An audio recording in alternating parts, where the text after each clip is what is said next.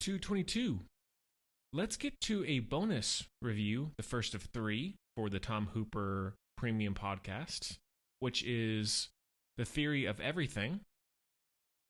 Now, this is one that it has no relation to Tom Hooper. I wanted to cover it because it is one of Eddie Redmayne's biggest performances, and I couldn't really think of another upcoming show that I would include it on. So hopefully it makes sense to put it in this collection.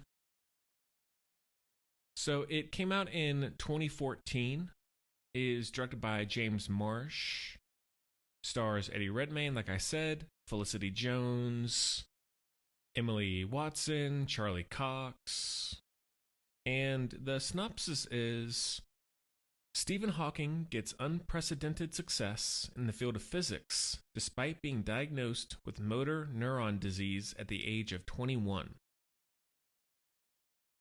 Well, this one really launched. I mean, Eddie Redmayne had already been in a few things like My Week with Marilyn, Les Mis. I also like biopics and the world of science as well. I've seen it a handful of times over the years. It's always at about the same level. I don't think it's a masterpiece, but I think it's very, very good. Very solid. The main reason for that is Eddie Redmayne. His physical transformation is pretty astounding. I really never questioned that in the context of the movie he was going through this. Like, it feels as authentic as I think it could. And I know Stephen Hawking did come out and say it felt like I was watching myself on screen. That's an insane achievement. But even if he hadn't said that, it's still an amazing and really iconic role. I think it'll always be one of his, if not the defining role for Eddie Redmayne in his career. I think what I really, and it's on rewatches that I really noticed this, what I really appreciate about the movie is that it's not just all about him being diagnosed with motor neuron disease. Really, the main focus is the marriage. It starts with that, of the meeting, the meet cute, and then the final moments of the movie are not about him struggling or anything with health or medical problems. It's our family. Because I timed it, it's about, I think, past the first act, maybe 30, 40 minutes in, when he actually does get diagnosed. So that first part is him just in school. It's him meeting Felicity Jones or Jane, and you just getting to spend time with him. It doesn't feel like it has that exploitative setup of, or construction of saying, all right, we're going to show you how bad this hit him, and et cetera, et cetera. It doesn't feel like that at all. It feels very thoughtful and kind. Of course, Stephen Hawking was brilliant, one of the most brilliant people of all time, and considering he did get diagnosed with this disease at 21 and he lived decades when they said he would only maybe live 2.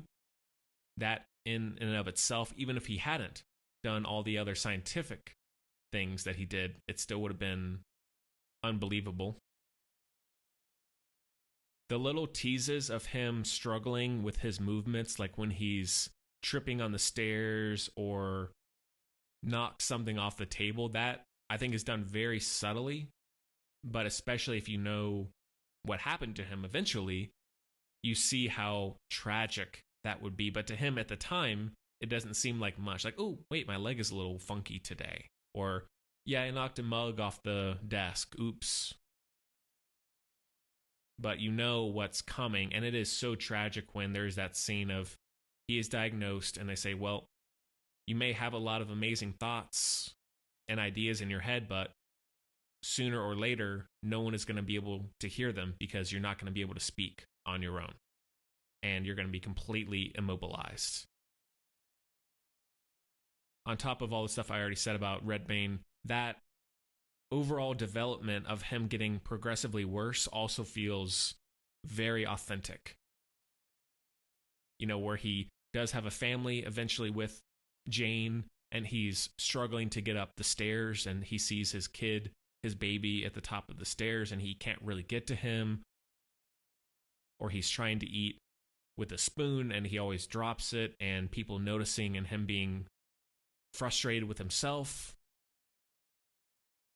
One of the more interesting things about the narrative, and it sort of almost relates to The Danish Girl when Alicia Vikander was struggling with wanting to stay with Eddie Redmayne in that film.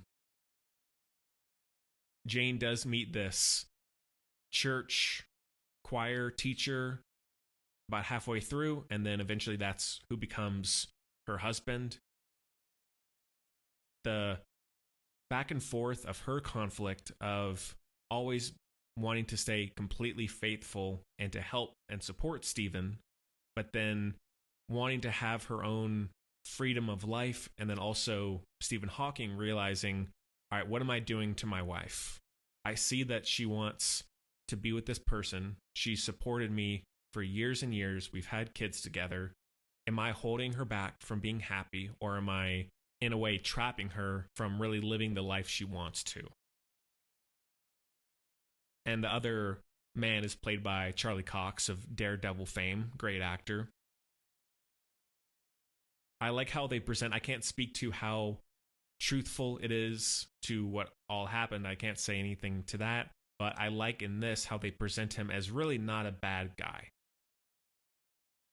He just happened to meet Jane. They started to fall for each other. There was no real sneaking around or trying to manipulate Stephen or trick him. They even would have dinner together at their house or at church, and those conversations of God versus science, and Stephen Hawking usually making the jokes or the points that make sense. But even so, Charlie Cox's character still supporting him because obviously he knows the kind of person Stephen Hawking is and seeing what he's going through. So as a viewer, there is that love triangle where there's not, obviously there shouldn't be no affairs or anything going on no matter what, but I like how you're never really hating anybody. Some of the more touching scenes, I mean, it's a very emotional movie for a lot of reasons. And I think it, whether it's for Stephen Hawking or for Jane's position, maybe if you've seen someone go through a decline health-wise and maybe even being that caregiver, that's a relatable aspect of it as well, I think. The scene around the time when Jane and Stephen separate, there's that moment when she's at some sort of hospital or school or something, and she's holding up the chart of colors that like have corresponding letters before he gets the electronic voice machine. They're really both at their breaking points. Like, he's having trouble, Jane is struggling to stay committed. They're both being pulled in all these different directions. When they finally do give or create the electronic machine, voice machine for Stephen Hawking, and he is finally able to communicate more easily, and he speaks in the way that most of the world knew him to speak. The decision when he has whether it's a stroke or what, and Jane has to make the decision to do the medical procedure on his throat.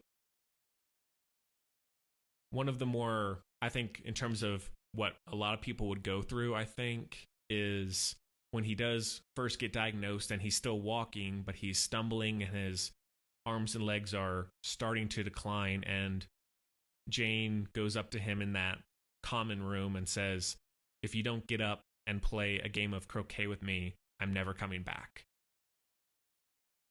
In the end, yeah, sure, he's going through what no one could imagine, but she's still there wanting to support him, and she needs something in return. You know, she can't just be blown off. And deep down, I think he would feel the same way. Technical strengths, it looks great. I love the cloudy, glassy, old-fashioned visual style. The score by the late Johan Johansson, who also did Sicario, Arrival, Prisoners, and some others. A fantastic score, RIP. And it's very unlike most of what he used to do, which is what I love in composers when, whether it's their choice or a director's choice, I love when composers will do the complete opposite of what we know them to be. The final moments at the end, going back to what I said at the beginning, Jane and Stephen being together and looking at their children and saying, look what we made. The flirtatious nurse of Stephen is very funny and charming. And lastly, I think one thing that really feels true to how a human being would be thinking or maybe dreaming if you were in this situation is that scene when he steps up from his wheelchair or from the chair and he's like his old self again and he is big and strong and healthy, and then it cuts back to him being in the wheelchair and he just has that moment of fantasy.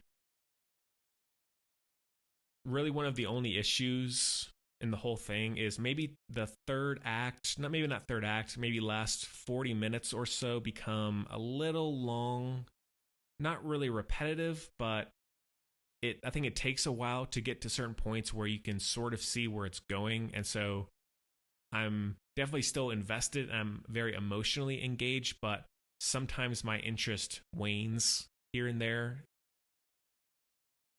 Not a huge deal. If that's one of its only problems, that's good. Felicity Jones, overall, I've already talked about her a lot, but she's amazing in this. One of her best roles to date. So that one is a light 4.5 out of 5.